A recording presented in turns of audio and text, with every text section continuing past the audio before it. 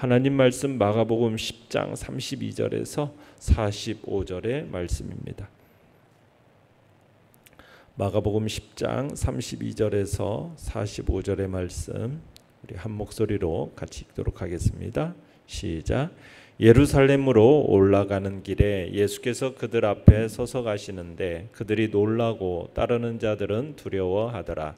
이에 다시 12 제자를 데리시고 자기가 당할 일을 말씀하여 이르시되 보라 우리가 예루살렘에 올라가노니 인자가 대제사장들과 서기관들에게 넘겨짐에 그들이 죽이기로 결의하고 이방인들에게 넘겨주겠고 그들은 능욕하며 침뱉으며 채찍질하고 죽일 것이나 그는 3일 만에 살아나리라 하시니라. 세베대의 아들 야고보와 요한이 주께 나와 여짜오되 선생님이여 무엇이든지 우리가 구하는 바를 우리에게 하여 주시기를 원하옵나이다. 이르시되 너희에게 무엇을 하여 주기를 원하느냐 여짜오되 주의 영광 중에서 우리를 하나는 주의 우편에 하나는 좌편에 앉게 하여 주옵소서. 예수께서 이르시되 너희는 너희가 구하는 것을 알지 못하는도다. 내가 마시는 잔을 너희가 마실 수 있으며 내가 받는 세례를 너희가 받을 수 있느냐. 그들이 말하되 할 수 있나이다. 예수께서 이르시되 너희는 내가 마시는 잔을 마시며 내가 받는 세례를 받으려니와 내 좌우편에 앉는 것은 내가 줄 것이 아니라 누구를 위하여 준비되었든지 그들이 얻을 것이니라. 10 제자가 듣고 야고보와 요한에 대하여 화를 내거늘 예수께서 불러다가 이르시되 이방인의 집권자들이 그들을 임의로 주관하고 그 고관들이 그들에게 권세를 부리는 줄을 너희가 알거니와 너희 중에는 그렇지 않을지니 너희 중에 누구든지 크고자 하는 자는 너희를 섬기는 자가 되고 너희 중에 누구든지 으뜸이 되고자 하는 자는 모든 사람의 종이 되어야 하리라. 인자가 온 것은 섬김을 받으려 함이 아니라 도리어 섬기려 하고 자기 목숨을 많은 사람의 대속물로 주려 함이니라. 아멘. 오늘 말씀의 제목은 보상이 없어도 예수님의 마음으로 섬기라는 제목으로 말씀을 나눕니다.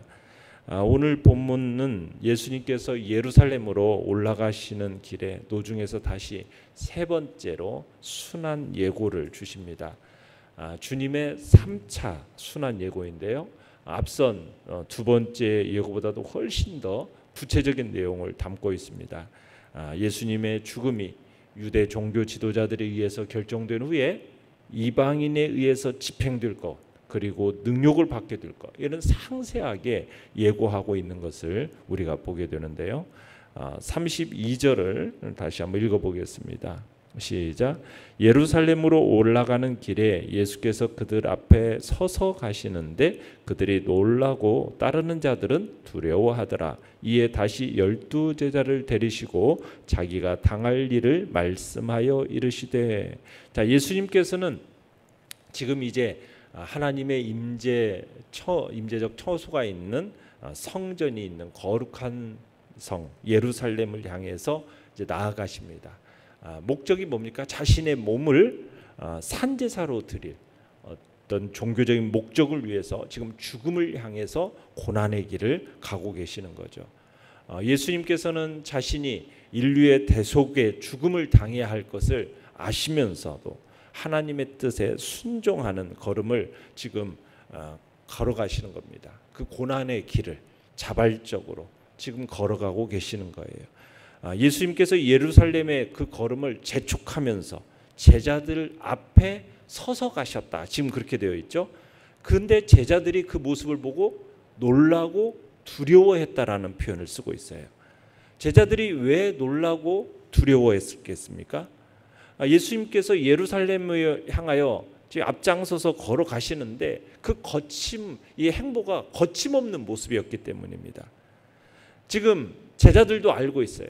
당시 지금 예루살렘에서 종교 지도자들이 예수님을 위험한 인물로 지금 간주하고 지금 예의주시하고 있는 것 같다라는 거. 이거 다 제자들이 알고 있거든요. 그리고 예수님을 잡고자 한다라는 것도 다 알고 있어요. 그런데 예수님이 지금 사자굴과 또 같은 그 예루살렘으로 거침없이 올라가고 계시는 거예요. 예수님이 예루살렘의 대제사장들을 비롯한 종교 지도자들이 그 예수님을 잡으려고 어떻게 하고 있는지, 지금 어떤 사건이 발생하게 될지 제자들도 이게 생각할 때 불이 보듯 뻔한 거라고 느낀 거예요. 이런 예감 속에서 지금 놀라고 두려워하고 있는 그런 반응을 지금 제자들이 보이고 있다는 겁니다. 그러면서 예수님이 33절로 34절에 얘기를 하시는 거죠. 시작. 보라, 우리가 예루살렘에 올라가노니 인자가 대제사장들과 서기관들에게 넘겨짐에 그들이 죽이기로 결의하고 이방인들에게 넘겨주겠고 그들은 능욕하며 침뱉으며 채찍질하고 죽일 것이나 그는 3일 만에 살아나리라 하시니라. 주님께서 당신의 죽음 그리고 부활 이것에서 예고하고 계시는 거죠. 지금 이게 몇 번째입니까? 벌써 세 번째입니다. 세 번째. 그 내용을 지금 반복해서 예고하고 계시는 거죠. 거듭해서 당신의 순환, 부활 이걸 예고하고 계시는 거예요. 이유가 무엇이겠어요? 바로 십자가의 대속과 부활 사건이야말로 기독교의 핵심이기 때문입니다. 믿는 자를 위해서 십자가에서 우리의 죄를 대속하여 주신 그 은혜, 그리고 사망 권세를 이기시고 부활하신 사건, 이 두 가지가 우리 기독교의 양대 기둥 진리거든요. 십자가와 부활. 그래서 예수님께서는 이것을 반복해서 제자들에게 예고하고 계시고 가르치고 계시는 겁니다. 내용과 첫 문제 1번을 보시면 예루살렘으로 올라가는 길에 야고보와 요한은 예수님께 무엇을 요청합니까? 자, 35절에서 37절을 읽겠습니다. 시작. 세베대의 아들 야고보와 요한이 주께 나와 여짜오되 선생님이여 무엇이든지 우리가 구하는 바를 우리에게 하여 주시기를 원하옵나이다. 이르시되 너희에게 무엇을 하여 주기를 원하느냐 여짜오되 주의 영광 중에서 우리를 하나는 주의 우편에 하나는 좌편에 앉게 하여 주옵소서. 자, 세베대의 아들 야고보와 요한이 예수님께 나와서 청탁을 하고 있는 거죠. 주님께서 영광스럽게 되실 때 예루살렘에 입성해서 임금의 자리에 올라가게 될 때 자신들을 주님의 좌우편에 앉게 해달라는 겁니다. 좌우편은 결국 한마디로 우의정, 좌의정 노릇을 하기 원한다. 지금 그런 것을 요청하고 있는 거죠. 자, 그러자 38절 예수님께서 뭐라고 얘기하십니까? 시작. 예수께서 이르시되 너희는 너희가 구하는 것을 알지 못하는도다. 내가 마시는 잔을 너희가 마실 수 있으며 내가 받는 세례를 너희가 받을 수 있느냐? 자, 주님은 지금 철없는 소리를 하는 이 야고보와 요한에게 당신이 겪을 그 고난을 그들 역시 받을 수 있겠느냐 물고 계시는 거죠. 여기서 나의 마시는 잔, 내가 받는 세례 이게 다 뭘 의미하는 것입니까? 주님이 받으실 고난을 의미하는 거예요. 고난. 자, 그러자 39절로 40절 읽어보겠습니다. 시작. 그들이 말하되 할 수 있나이다. 예수께서 이르시되 너희는 내가 마시는 잔을 마시며 내가 받는 세례를 받으려니와 내 좌우편에 앉는 것은 내가 줄 것이 아니라 누구를 위하여 준비되었든지 그들이 얻을 것이니라. 자, 야고보와 요한은 지금 주님께서 말씀하신 그 잔, 세례 이 의미를 잘 이해하지 못했어요. 그러면서 주님의 잔과 그 주님의 세례에 참여할 수 있습니다. 이렇게 장담을 하는 겁니다. 자, 그들은 비록 주님께서 말씀하신 잔, 세례, 고난의 의미를 알았다 할지라도 이게 그 잔과 고난의 의미를 어떤 식으로 해석했느냐면 야고보와 요한은 주님께서 이스라엘을 회복하기 위해서 싸우실 때 불가피하게 겪을 고난 이런 정도로 이해했던 거죠. 그렇지만 이제 그들은 이제 생각을 했던 거죠. 주님께서 마침내 결국 승리를 거두실 것이고 예수님이 유대의 왕으로 등극하게 될 거야. 그 정도의 고난은 내가 감수할 수 있지 하면서 장담을 했던 겁니다. 그리고 주님은 뭐라고 말씀하셔요? 내 좌우편에 앉는 것은 내가 줄 게 아니다. 누구를 위하여 준비했든지 그들이 얻을 것이다. 그러니까 예수님께서 새로이 건설될 이 메시아의 왕국에서 자신의 좌우편의 자리를 지금 요구하고 있는 야고보와 요한에게 더불어서 영광을 취하는 그 일은 당신 권한밖의 일이다. 이렇게 얘기하고 계시는 거죠. 이 일의 권한은 누가 누구에게 있다라고 얘기하고 있는 거겠습니까? 바로 역사의 주관자시요 최종의 심판의 근원적 주체이신 성부 하나님, 그분께 있음을 지금 주님께서 말씀하고 계시는 겁니다. 자, 그러면서 내용과 참 이제 2번을 보시면 예수님께서는 다른 제자들이 화를 내자 어떤 말씀을 하십니까? 자, 41절에서 45절까지를 읽어보겠습니다. 시작.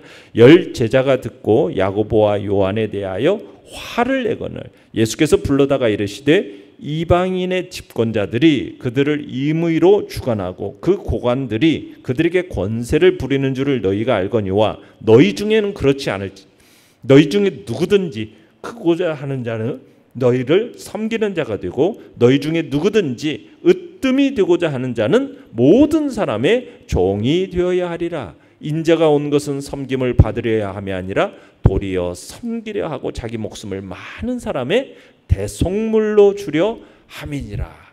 자, 야고보와 요한의 청탁으로 인해서 다른 제자들이 어떻게 반응하고 있습니까? 화를 냈다고 했어요. 화를. 자, 여기서 화를 내거늘이라는 말은 뭐냐면 몹시 화내고 흥분하고 괴로워했다라는 뜻입니다. 그러니까 이 두 사람이 이기적인 행동 때문에 다른 10명의 제자들까지 막 요동하게 만든 거죠. 주님께서 세상 권세 잡는 자들의 그러면서 형태를 꼬집어서 말씀을 하십니다. 세상 권세에 있는 자들은 다 자기들 마음대로 권세를 부린다라는 거예요. 자기들 마음대로. 그런 과정에서 나타나는 패단의 하나가 뭡니까?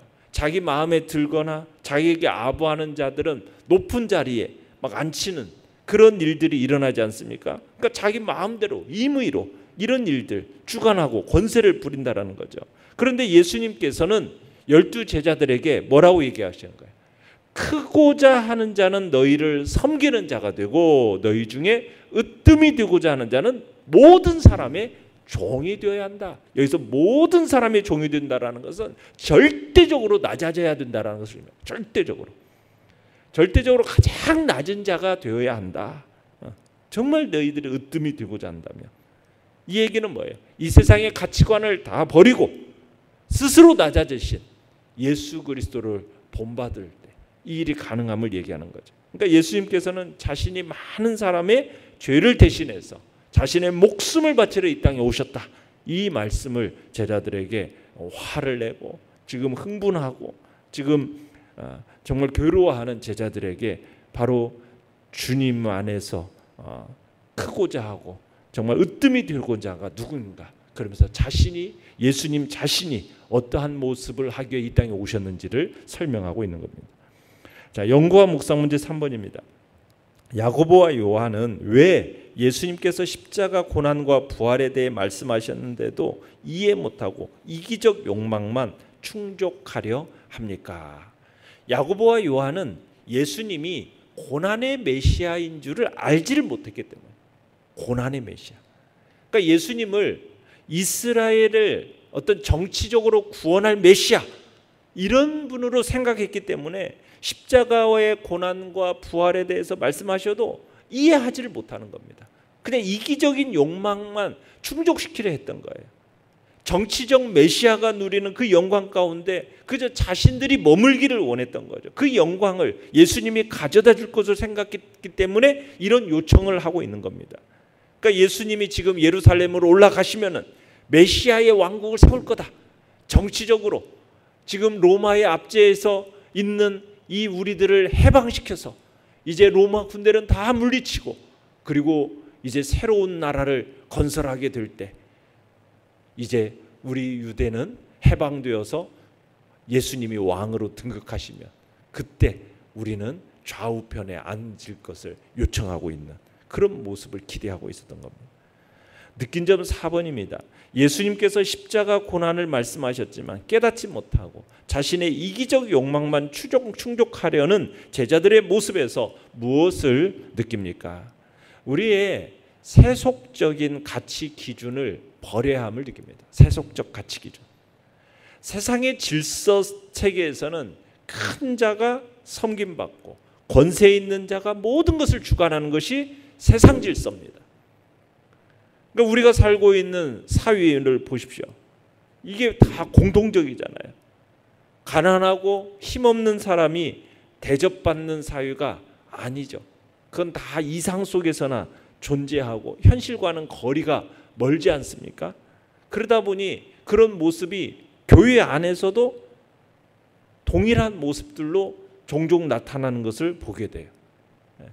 성도들도 다른 사람 위에 군림하기를 좋아하는 모습들, 때로는 은사나 직분을 가지고 그것이 마치 세상의 계급처럼 생각하는 경향들, 그런 것들이 교회 안에도 존재하는 거죠. 우리는 이런 문제들이 생기게 되는 그 원인들을 우리는 찾아내서 제거해야 돼요. 교회에 우리 믿는 자들의 가치와 세상의 가치는 다릅니다. 교회 안에 생기는 모든 문제의 발단은 어디에서 생기느냐? 아직까지도 세속적인 가치관에 지배되어 있기 때문에 모든 문제가 교회 안에 발생하는 거죠. 우리 그리스도 안에 있는 자들은 이전 것은 지나갔으니 보라 새 것이 되었도다. 새로운 피조물이 되었다라는 그 말씀 속에는 이제는 우리는 예전에 이 세상적인 가치관에 지배받지 않고 이제는 어떤 가치관, 주님이 말씀하시는 참으로 그리스도의 말씀하시는 그 가치관에 우리의 생각이 바뀌어져야 되는 것입니다.